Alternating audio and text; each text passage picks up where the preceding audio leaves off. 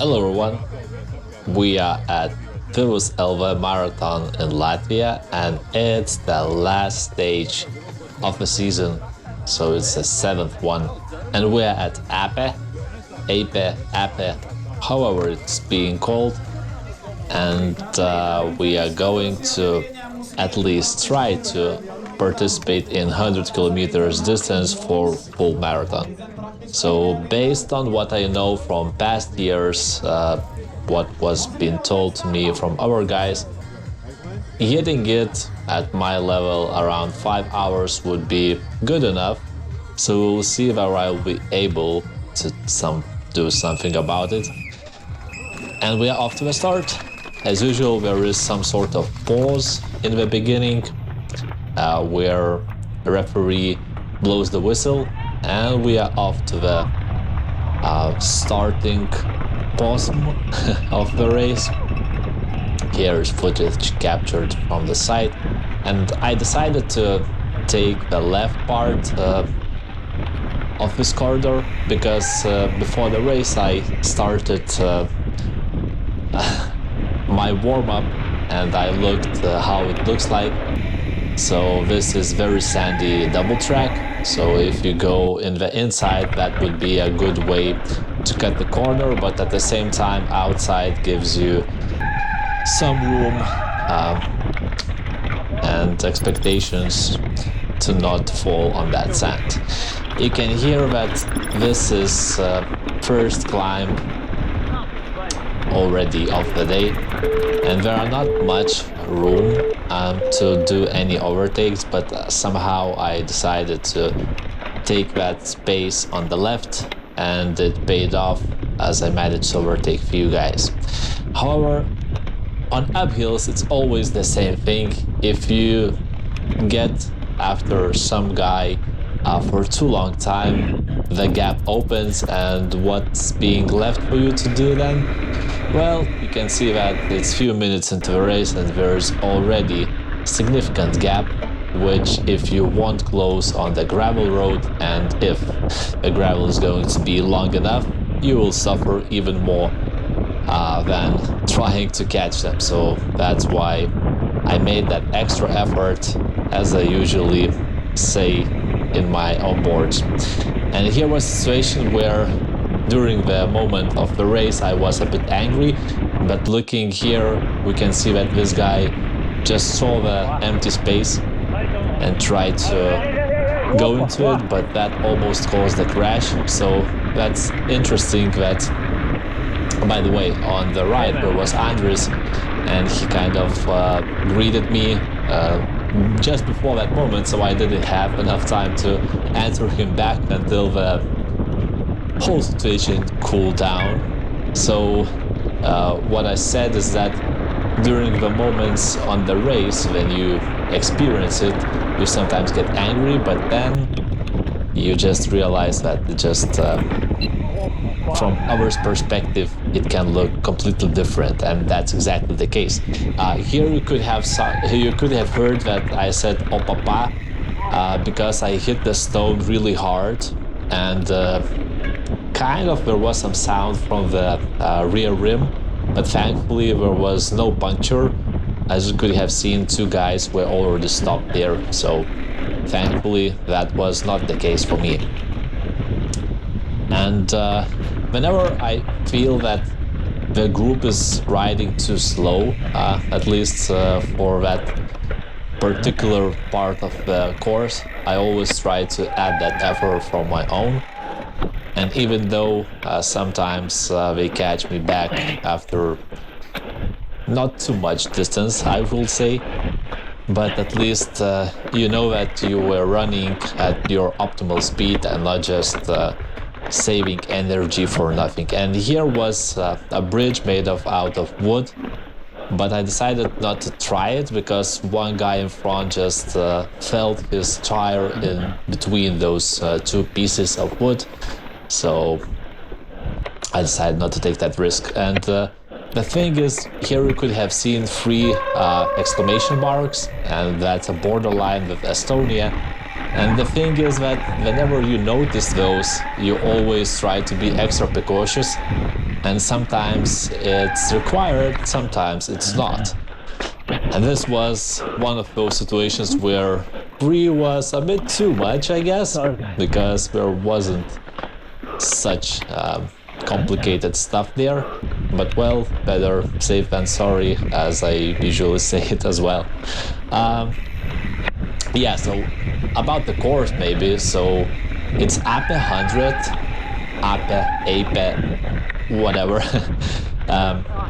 It's epic course which 8 times crosses Estonia border, so it's just a snake of single tracks, unpaved gravel roads, or just single tracks of this type of sort. And it was very tough, a lot of unrolling grass, etc. And here we can see that whenever I decide to take a snack, this time I used marathon gels, I usually have to make a decision to let off the group, because I know that if I'm trying and going to try to go at their own pace, I will not be able to actually consume anything, and whenever in such long distance you skip the meal, you have to regret it sooner or later. And now you can hear that my brakes were squeaking a lot, and sorry for those who were annoyed by that sound, I assume, but take it on my shoes how much time I had to ignore that sound. Basically, I am not exactly sure what happened. The pads were kind of new. I added Swiss stop resin once, and it's not the first time this thing happens to me, so I have an assumption that maybe I should have changed the disc as well, because they were a bit weirded out. Here you can see I missed a corner because, yeah, I will continue about this afterwards, but basically the sound was really harsh, and probably it will be the time to change the rear disc rotor, and that will be it. And one thing to notice also is that even though you hear that sound quite a lot, the thing is, it was braking poorly. So even though it's just a casual situation where you see, you hear a lot of sound, but there is no actual benefit out of it. So no, it wasn't braking hard. It was just squeaking a lot. And when running on those single tracks in front, I kind of missed corners for a few times. In one area, it was because the sunlight was going through the leaves and the whole forest very scattered. So whenever you just ride and sun goes somewhere in your direction of ice, and it scatters through the leaves, it just makes it very hard to follow any markup on the track. But the markup was great, because even though in some places the blue tape was not always visible from the first sight, as you could have seen just in a moment, but in general the arrows were in place, and it was just a matter of getting used to it. Those guys overtook me, and they were running really fast. I had some thoughts to try to stick with them together, but apparently they were a bit too fast for me, and because here I decided to take yet another gel, I just once again had to let off the group, even though it was a few people, but still. The good thing is that sooner or later, if you are going too slow, someone will catch you. If you are going to put that extra energy, you might catch someone in front as well. So that's kind of a good thing to have, especially when there was I guess more than, at least there was registered for this distance, 100 kilometers length, more than 300 participants, but on the race day there was like 290 or so. So that's a massive number of participants who wanted to participate in 100 marathon distance races, which normally is not the case in Vivus. Here you can see that there is a bottleneck on the single track, and I just rested standing on the tree. Anyways, what I wanted to mention here, you can see the data of the last lap on the top left. And what I wanted to mention here is that usually on Vivus MTB there are a lot more participants in the half marathon distance rather than a full one, and this day was not the case. And here I didn't know that there will be a bridge, and I kind of shrugged here not to go over the water because it was not exactly clear how deep it is, and at the same time it looked like it's muddy, so if you're going to stick in the middle and then weren't able to ride it through, well, I better off let off the group a bit in front and keep my feet dry at least for a few moments here and there. And talking about the overall clothing of the day, I made a terrible decision and put off long jersey as well as long pants, if we can say that, sleeves on the leggings. So the thing is that in the morning it was like 3 to 6 degrees right from the initial start of the day, and the start of the race was at 9 a.m. That means it was really early, and I had a guess that it might be cold, especially when you are going into the forest. And even though these are not intense ones, but if they are very deep forest, and if you're going through some sort of muddy place where are water or streams or rivers, so you get an idea, it might be cold when the nights are such cold. But I regretted this decision 30 minutes into the race already, and the thing is that I was not able to take anything off, so I had to deal with it. And if I'm not mistaken, here will be a situation to have a look at the left, where you will see some participant trying to enter the course, and take a look at the distances between each of the riders. So here was the leader of women, and I'm not sure how she managed to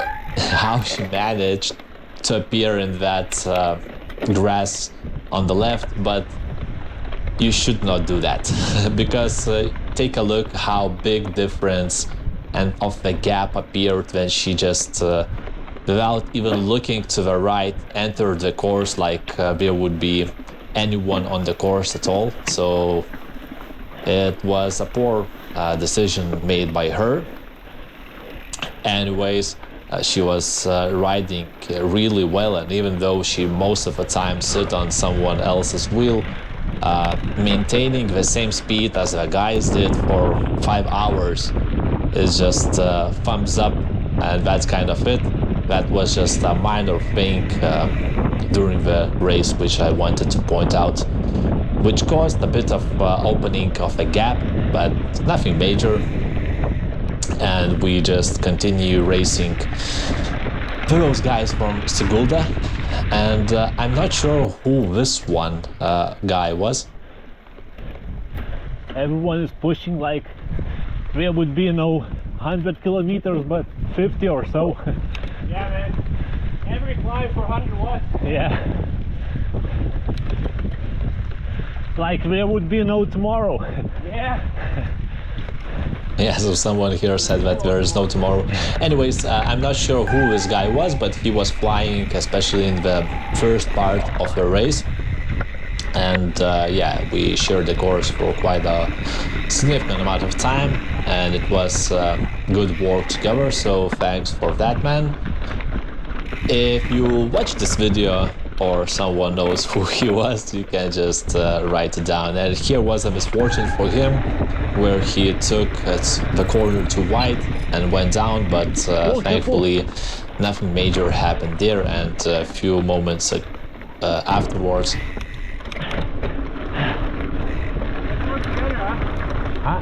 he managed to catch me back, and we rode together.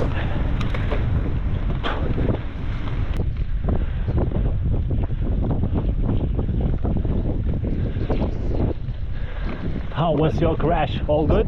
Yeah, So you could have seen that he checked his back, and I just asked whether everything was fine with his health, because even though he landed softly, then in such areas where there are cut wood, it's possible to just strip it down somewhere or anywhere where such cuts appears on the course. You can just painfully go down if hit anyone on that ground. So this was one of the most exciting parts of the race, because it was rolling nicely and overall it was flowy, going through the trees, etc. So that was refreshing after all those grass sections. And so even though there wasn't too much place here to go between those trees, but that was, do you know how this area is mentioned, how it's titled? I know that somewhere around there was Cornetti or similarly called trails, so of course I could have looked on the map at the top right, but knowing exactly what it was would be great. So if you know, drop a comment there, and it would be much appreciated. So with those Golda guys in the middle of the course, we rode together quite a significant amount of time, and we were flying on the flats, but at the same time I knew that on the uphills they probably will be suffering a bit more, because at least it looked like they are heavier riders. So maybe I was mistakenly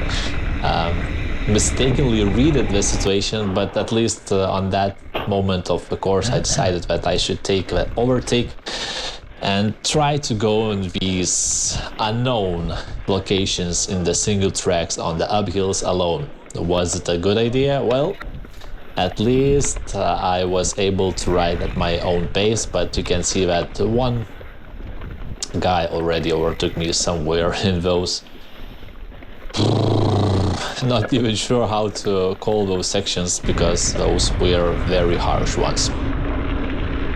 And you can see that here we are quite significantly upwards on the elevation, because we can see the horizon really well. So that was kind of a moment of a bit of refreshing and replenishing our strengths and energy throughout the course. And by the way,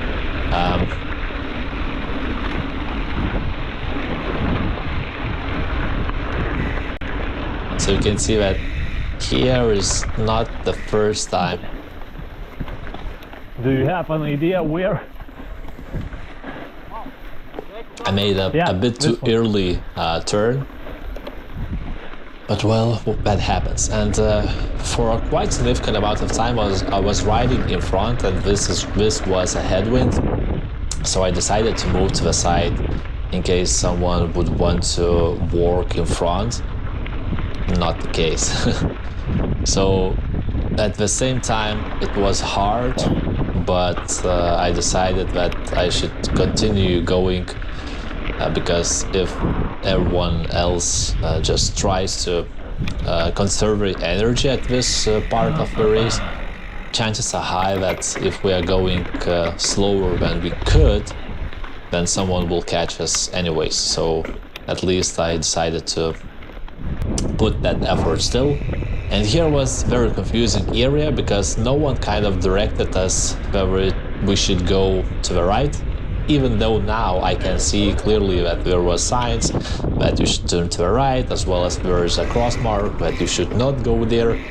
Well, things happens when you are racing, and I wanted to stop at the service point, but there was just too much guys, and I decided to skip it, even though it wouldn't be a bad idea to take some even snacks at this part of the race.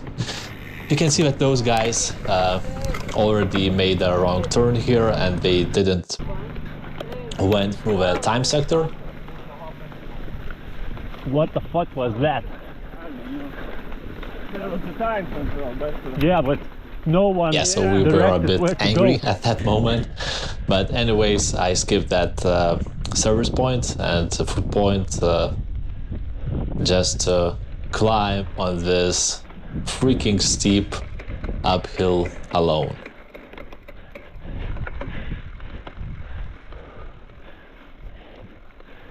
Yeah, thanks for support for this lady. And it was a Drusku Kalns or something like that.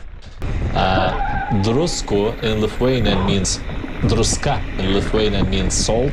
So I wonder whether in Latvian it means the same. So if you, but I believe that in Latvian salt is also called different. So if you have if you know what Drusku means, you can drop a comment. And here I made just yet another wrong turn. I don't. Some Here? guy said that yeah, you are going the right way, and we I don't think just so. left the group again in front. That happens when you are not fully aware of what's going on, and yet again you have to close the gap if you want to continue racing. And here I already understood that we are going over that bridge, but because I have had a gel in my mouth and I was going to eat, and at the same time I decided not to, I was not aware to take off the ground that front wheel and had to drop off the bike. Actually, I didn't drop, I went off. But anyways, here was just yet another situation where you just try to close the gap. And you can see that I was with Camelback. Yeah, I know why the hell I decided to take it. Well, it's because I am very happy I did that decision. Because I was with long sleeves on both my legs and the upper part. I was sweating a lot, and normally I sweat a lot, but because it was significantly hotter than I anticipated, it was like towards the end of the race it was up to 20 degrees or so in some sections of the course, so you can imagine how much not chilly unfortunately it was. So I had two bottles, one 750, then one 500 milliliters, and I also had a backpack of 1 liter. I drink everything, and at the same time it was not enough. I stopped at a few service points to take even more liquids, so you can imagine that yeah, the backpack wasn't a bad idea. And this was a guy who it was Yanis Bosch with Swedbank jersey, so he was kind of in the last part of the race, almost the only one who went front, so thanks for him for sharing that extra work. There was a few other guys, but this one was the most collaborative of all of us in this group. He looked like sometimes tried to run away and see if someone joins him, but no one joined him because probably no one had enough powers to maintain that speed. And then he just, after noticing that we were not carrying along, he just reduced the throttle, and that's kind of it. So this one is also his armbands or something like that. I could check my references. Sorry, it's probably Igars Kalnups. So he was running fast as well, and he also didn't been afraid of going in front, so thanks for that as well. What else was in our group? It was so already mentioned Yanis Mors. This guy, I'm not exactly sure who he was, unfortunately. It's Iva Martin Schleins. Probably he is Martin. Anyways, he was also running strongly.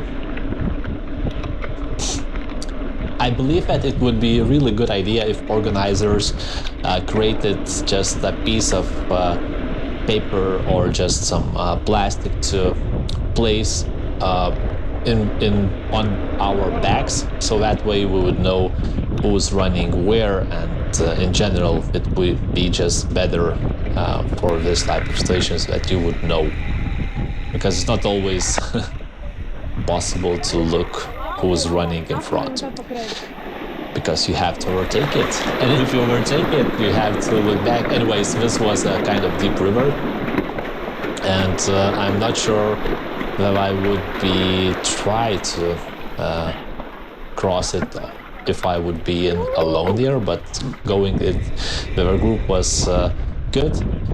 And here you can see that the group is already a bit flying away from me, and I'm trying to maintain the speed. So these are kind of all the guys who were running together for the second part of the race in a group, mostly behind me. But here I was not able to maintain that speed, and I was expecting that there will be last service point, as you can see here, and I asked whether it's a Pepsi. The girl said yes, it is. And even though here you can see the data from my last lap, so even though I'm a cola guy, the Pepsi saved the day on this day, and I lost the group, and at the same time I was trying to motivate myself to try catch them back. At least the thoughts were in my mind that at least I should try. If it won't work out, well, that happens, but if it do, then at least I would at least have a chance. So with those thoughts, I managed to catch them here, and the thing is that I was not exactly sure how long it is left up to the finish of the race. And here guys stopped unexpectedly, and we almost hit it with the wheels. But anyways, I knew that this part is kind of close to a finish, but how much there is left, I didn't know. And here I noticed that 5 kilometers are left. And the stats of my Garmin showed that we are already around 100 kilometers down. So that was bad news for me, because I'm almost empty of stamina and strength. Here you can see my classic symbol, it's okay symbol, which I showed here. It was not okay at all, and it's better not to ride in one hand when you are going downhill towards the river. But well, sometimes you do not the smartest things, and that was one of those. So thanks for capturing that. And yeah, that means we are still running 3 or 4 kilometers left. And here it was a cobblestone section. Thankfully Yanis was in front here, so I had at least some cover from the wind. Even though you might think that, well, the gap is really huge. No, it's not, because it was shot with GoPro's max lens. And here was very exciting area of the course where we get into a BMX course. I'm not even sure how it's said. Probably pump track of some sort, but I know that in Latvia it's very popular type of a bike, and they are strong in this area as well. So Yanis, this one almost pushed me to the arrow. Anyways, Yanis made a bit of an effort and tried to escape, but apparently he probably understood that there's still quite a significant amount of time left towards the end of the race, and he reduced the throttle. And in those gravel roads, everyone was kind of trying to replenish their liquids and do something about it before the final effort comes into place. And it's worth mentioning that most of those guys in front was on hardtails, while I was on fully. That was kind of towards my advantage, but I had almost nothing left in my legs. I would even say not nothing, but not almost, but nothing. And here attacks began. Unfortunately, for this race, I haven't checked how the finish will look like. So it was just a trial and error. And this was yet another bumpy road, which on hardtail probably was very painful. But I managed to overtook two guys here. Instead of just casual hit with my palm, I crossed the guys, the children here, with my shoulder. Here I knocked the quad for a last time, and I managed to finish almost in front of all those guys which were in that group, which was trying to escape from me. So Yanis Bosch was the only who finished up front. So that was how the Apes 100 kilometers lasted in 5 hours. Ivars Dažniks came to have a chit talk, and this was a t-shirt which all participants got for participating in this race. So it's Apes 100, a very nice t-shirt which I used here on this highlight video. And actually the reason why I made this video in a way where I'm talking in front of the camera is because I'm not in my home place now. I'm in Estonia, where I'll be participating in Tartu Marathon race. And apparently my microphone didn't work, so it's kind of a solution which I decided to try to take. And that's kind of it. So yeah, so that was it. Thanks a lot for MTB Marathon's organizers for creating exceptional season. Hopefully I will appear in Latvia next year as well, and we will meet in Tartu, who is going to participate there. So thanks for the time, and I hope to see you in Tartu this time around. Cheers.